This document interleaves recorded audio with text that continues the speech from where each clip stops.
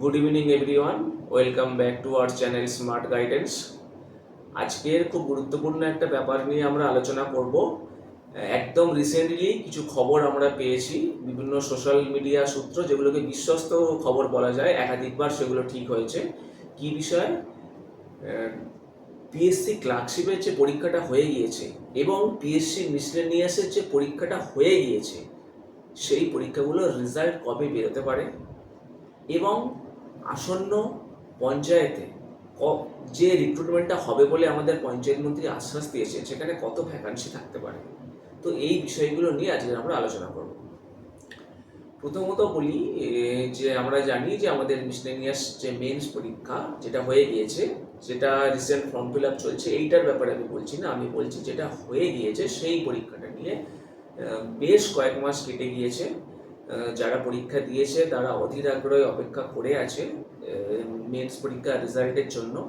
তো এখন যে খবরটা পাওয়া যাচ্ছে বিভিন্ন বিশ্বস্ত সোশ্যাল মিডিয়া মারফত, যেহেতু পাবলিক সার্ভিস কমিশনের সাথে ব্যক্তিগতভাবে আমার কোনো যোগাযোগ নেই, তাই বিভিন্ন সোশ্যাল মিডিয়ার যে খবরটা সেটাই আমি আপনাদের সাথে শেয়ার করছি। এবং এই খবর এই এই মানে চ্যানেল বা এই সংস্থাগুলোর খবর, মানে এই সাইটগুলোর খবর এর আগেও বহুবার সঠিক হয়েছে।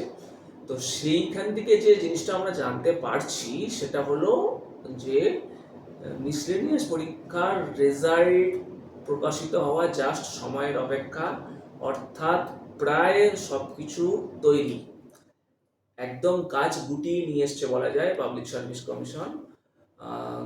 খুব শীঘ্রই রেজাল্ট বেরোতে চলেছে। মে মাস না হলে জুন মাসের শুরুর দিকে সব থেকে যেটা বেশি চান্স শোনা যাচ্ছে, জুন মাসের একেবারে ফার্স্টের দিকে মিসলেনিয়াসের মেন্সের রেজাল্টটা বেরিয়ে যাবে। তো এটা একটা বিশাল মানে বড় খবর আমি বলবো যারা মিসলেনিয়াস পরীক্ষা দিয়ে রেজাল্টের জন্য দীর্ঘদিন অপেক্ষা করেছিল তাদের জন্য। আর একটা পরীক্ষা যেখানে আমরা মোটামুটি জেনেছিলাম যে 8 থেকে 9 হাজারের উপর ভ্যাকান্সি আছে এবং সেটাও অনেকেই দিয়েছে, অনেকেই অধীর আগ্রহে সেটা রেজাল্টের জন্য ওয়েট করছে, সেটা হলো পিএসসি ক্লার্কশিপ পরীক্ষা, তাই তো? পিএসসি ক্লার্কশিপ পরীক্ষার খাতা দেখাও কিন্তু শোনা যাচ্ছে যে জোর কদমে চলছে।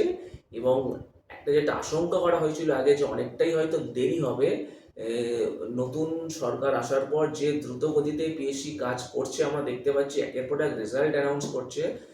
তো সেখান থেকে আপাতত যেটা শোনা যাচ্ছে বিভিন্ন সোশ্যাল মিডিয়া মারফত, সেটা হলো যে এই ক্লার্কশিপের রেজাল্ট বের করতেও পিএসসি কিন্তু খুব দেরি করবে না।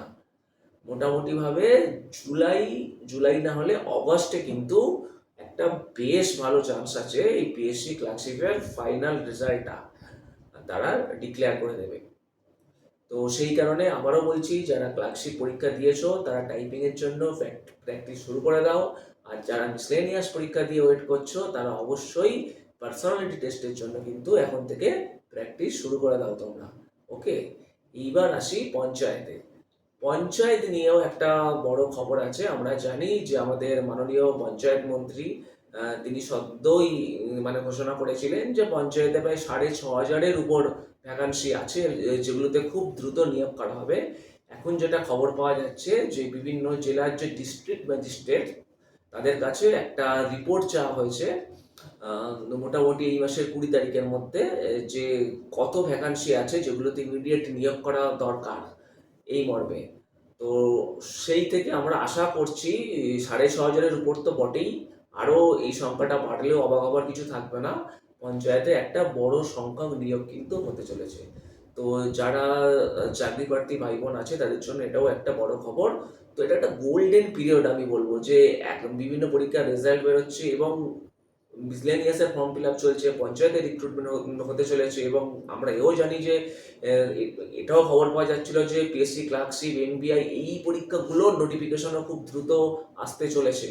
তো তোমরা একদমই সময় নষ্ট না করে কিন্তু জোর কদমে তোমাদের প্রিপারেশনটাকে এগিয়ে নিয়ে যাও, ঠিক আছে?